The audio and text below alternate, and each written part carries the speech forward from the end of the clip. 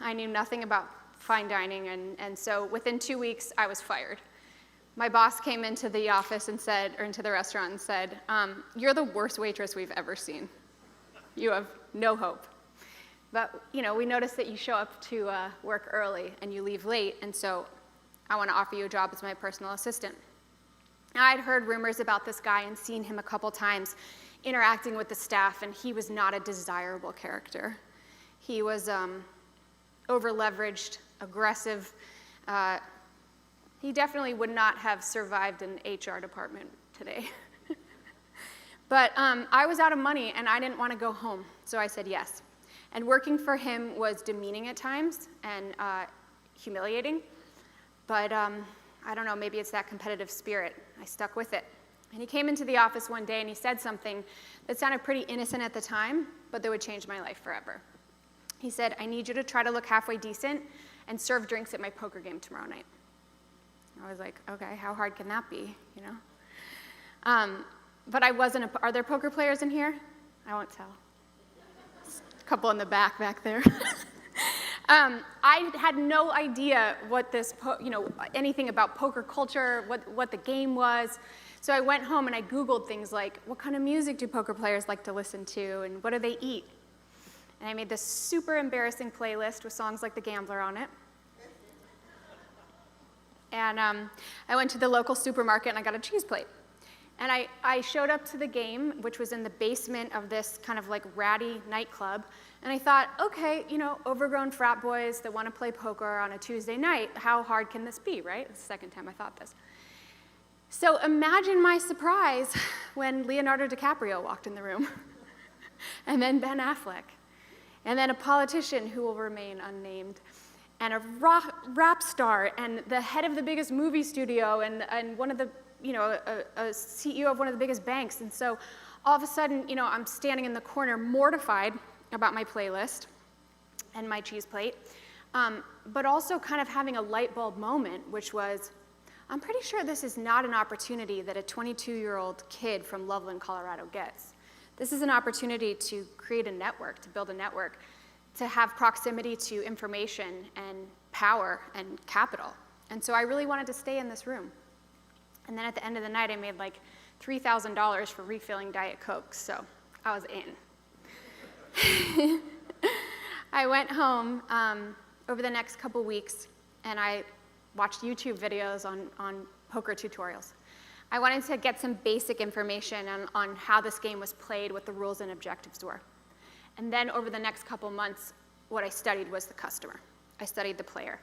I wanted to know why these people who had access to literally anything and anyone in the world, why they wanted to come religiously and play this game in this dingy basement. And what I landed on is something that I think we are aware of now, which is things weren't really that interesting to them anymore. This was about experiences. And so that led me down this path of building on this experience. How do I create this experience that, amplifies the fantasy, the community, the mythology? And so I started working on that. I started forming alliances. I started conferring value in different ways, building on this experience. And a lot of the players took note, and they started trying to hire me away from my crazy boss. And my crazy boss got jealous and threatened. And he called me in the office and said, "You're done with the poker game. You need to go pick up my dry cleaning and give me the list of the players and all their debts." Well, I had been doing this for about 8 months now, and I'd made a lot of money. But even more than that, I saw that this was an incredible opportunity for me, that I could build a business, and that I could also use this as kind of like a Trojan horse to be able to infiltrate any subset of society I wanted to. I wanted to learn about the tech industry. I could have a tech game. I wanted to learn about finance. I could have a finance game. Hollywood. I mean, the sky was the limit in terms of this vehicle for networking, for education. And it was lucrative. Let's not forget about that. So I knew that I couldn't go back to just picking up his dry cleaning, and so that I had to make a move. And so I planned a game. And utilizing what I had learned about experiences, and how all the variables matter, I started to put the plan into place. I moved the game to the Four Seasons penthouse in Beverly Hills. I hired people, and I sat them down and had them memorize everybody's personal drink order, food order, what their job was. Because what I've seen in my life is no matter what someone's station, everybody wants to feel seen, heard, and remembered. I raised the stakes. The buy-in was $10,000 at this time. I raised it to $50,000. It was quite a jump, but I wanted this to make noise. I wanted this game to market itself. I made sure that all the celebrities showed up, and then I invited everyone except for my boss. And I knew that I was a long shot here, you know? I was a 23-year-old kid going up against the Billionaire Boys Club, asking them to forego one of their own and come with me. But I believed that in the power of experiences. And so the game happened, and everybody had an incredible time. And at the end of the game, they said, "We're going with you." And this was a huge victory for me, and a real big teaching lesson that sometimes you've got to just go big, take the risk, because you don't know what's on the other side of that. So I ran this game for 6 years. I made millions of dollars. I had an incredible network. I had an incredible adventure, an incredible education. I got to learn about some of the leading industries from the luminaries at the top of those industries. And things were going super well. In the last year, I came upon a big problem.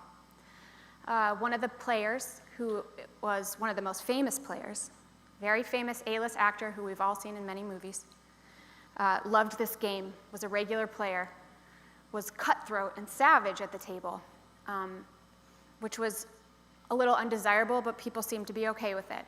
But then I realized that he was cheating. He was cheating with another player. And I knew that I had to call him out on this, and I knew that that was going to cost me. This is someone with a big ego, with a lot of power. But I had to do the right thing.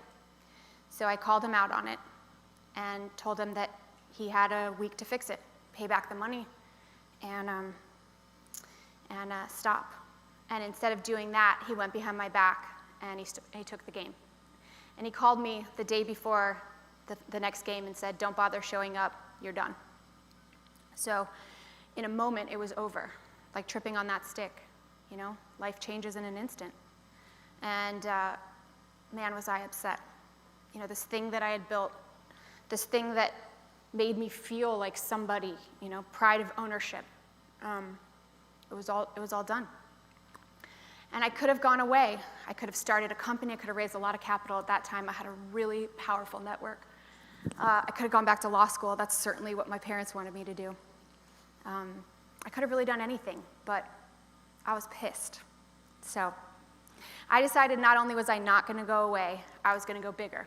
And I was going to build an empire, and I was going to do that in New York City. I was going to build the biggest high-stakes underground poker game that the world had ever seen.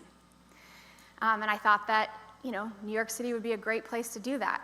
I thought Wall Street's all about gambling, right? The only problem with my ingenious plan was that it was 2008. And maybe not the best year to build the biggest high-stakes poker game on Wall Street.